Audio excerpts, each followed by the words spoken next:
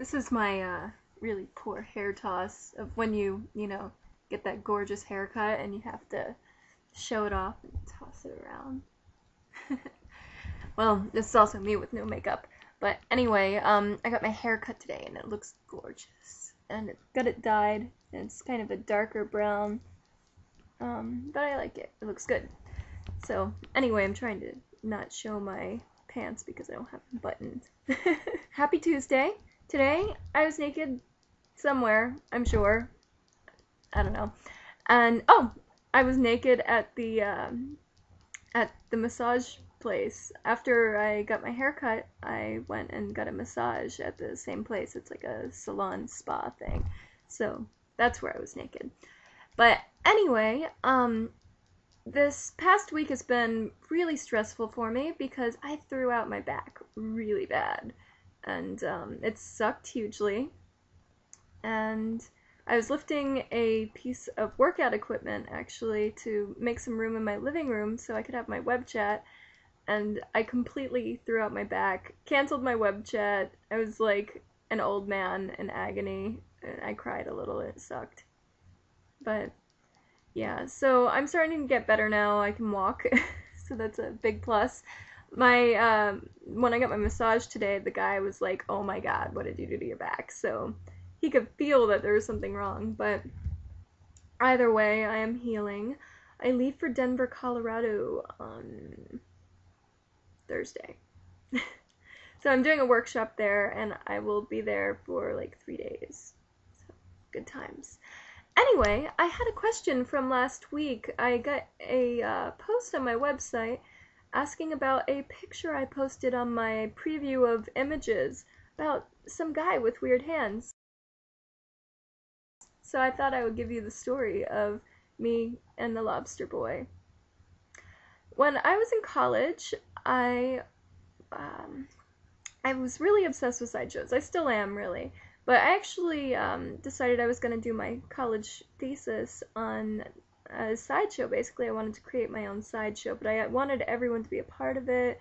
I wanted to, just take the tall guy and suddenly make him realize he's the giant in the room. I wanted everyone to kind of feel like a freak, so to speak.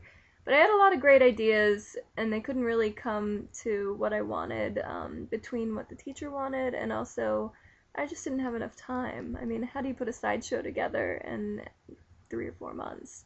It doesn't happen.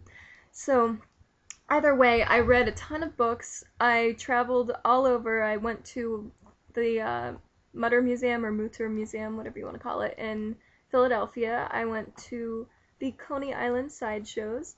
I read tons and tons of books, and one of them was about the lobster boy. I wanted to give the story of Grady Stiles Jr. Grady Stiles Jr. was notoriously well known in the sideshow circuit. He had something called ectrodactyly syndrome. And ectrodactyly syndrome is essentially the fusing of the bones in the womb, and you don't know where it's going to happen. Sometimes it can completely cut off and just you have no arm.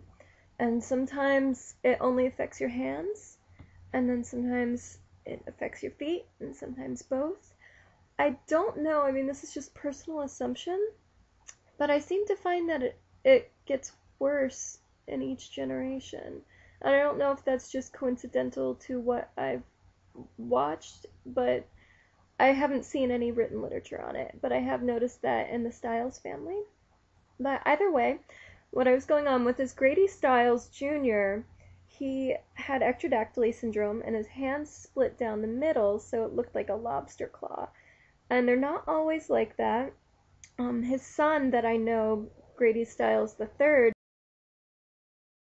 has the claw with like a finger coming out here and a thumb, but it's still split down the middle.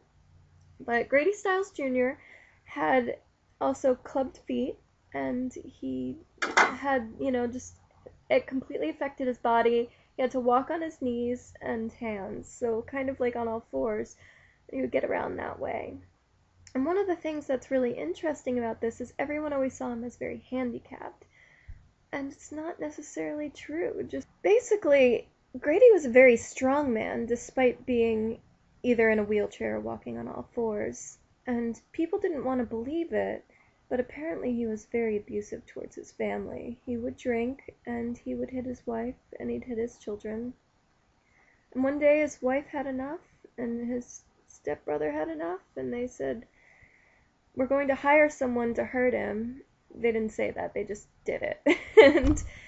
and this guy killed Grady Stiles Jr. And it's kind of unknown to me if they wanted him to hurt Grady or kill him or whatever. There are different opinions on this situation, especially within the family.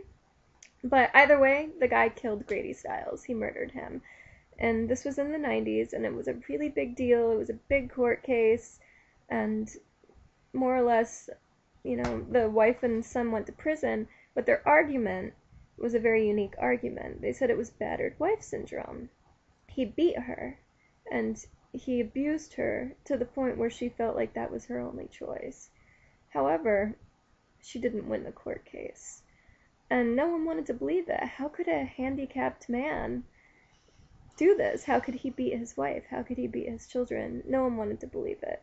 So it was a very, very unique case and quite memorable. And I became really obsessed with the story, and some of the family members went to prison, and there were two children that Grady Jr. had who both had ectrodactyly syndrome. One was Kathy, and one was Grady Stiles III.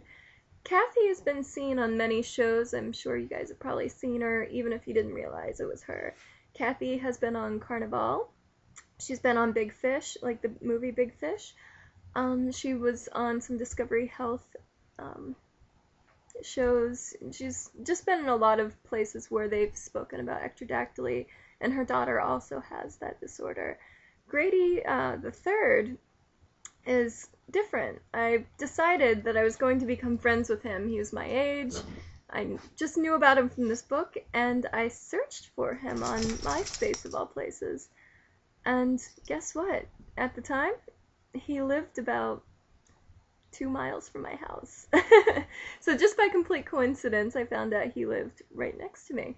So we became friends, and we chatted quite a bit, and long story short, I asked him if he'd work on some projects with me, and he did. So we did this project together. We did a group of photos with a photographer named Amanda Moore, and Grady and I basically, it was kind of a mock-up of this Janet Jackson cover where she had some guy covering her boobs and it was supposed to be all sexy. And I thought, well, let's sexualize the deformity. It's like it gives it strength, it gives it empowerment, and it's completely not what you'd expect. My teacher found it to almost be offensive, like I was trying to put him in a sideshow position or make him a freak, and look, he's so weird compared to my body, but it wasn't supposed to be like that. So my images were not used in my thesis, but I really loved them for what they were, and they still portrayed a lot of what I wanted.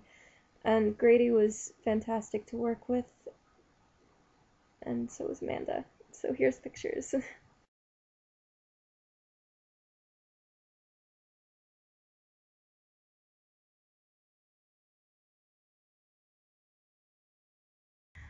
And that's where the pictures came from. So what I was being asked about was, what's it like shooting with a man? Being topless, and how did I feel about it, and was it awkward? And, well, let's see. Grady was very kind about everything and completely not awkward, but I was friends with him already, so I think that helped. What are you doing, bunny? What are you doing? I'm doing my story. Mwah.